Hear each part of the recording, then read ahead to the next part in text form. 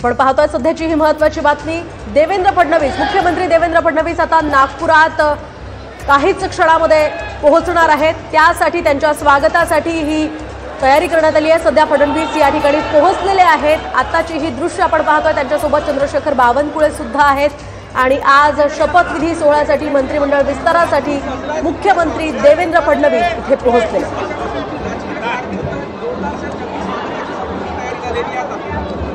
अतिशय आनंदाची गोष्ट आहे। मुख्यमंत्री झाल्यानंतर पहिल्यांदाच माझ्या जन्मभूमीत आणि कर्मभूमीत येतो आहे।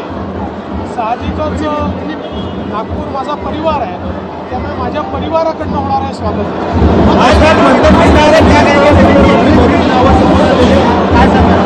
सगळी नावं तुमच्याकडे आलेलीच आता नव्याने मला काय मागताय? सगळी नावं तुम्हाला माहिती आहे। 4 वाजता शपथविधी होणार। मंत्रिमंडल का विस्तार 4 बजे होने वाला है और उसमें तीनों पार्टियों के जो मंत्री हैं और राज्य मंत्री हैं वो शपथ लेंगे।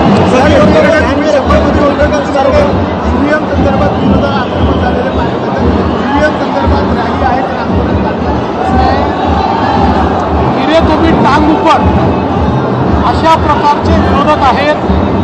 हे निराश झालेले लोक आहेत, लोकशाहीवर विश्वास नसलेले लोक आहेत। भारतरत्न डॉक्टर बाबासाहेब आंबेडकरांनी जे संविधान तयार केलं, त्या संविधानाने तयार केलेल्या निवडणूक आयोगावर यांचा विश्वास नाही, सुप्रीम कोर्टावर यांचा विश्वास नाही, RBIवर यांचा विश्वास नाही, CAGवर यांचा विश्वास नाही।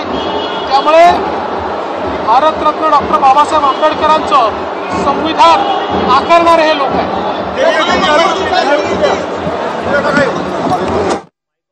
तर देवेंद्र फडणवीसांची प्रतिक्रिया आपण पाहत होतात। मुख्यमंत्री झाल्यानंतर आज पहिल्यांदाच नागपूरमध्ये आलो असल्याचं फडणवीसांनी या ठिकाणी म्हटलेलं आहे। आजचा खूप आनंदाचा दिवस आहे अशी प्रतिक्रिया फडणवीसांनी दिलेली आहे। पुन्हा आज 4 वाजता मंत्रिमंडळाचा विस्तार होणार असल्याची सुद्धा माहिती फडणवीसांनी यावेळी दिलेली आहे।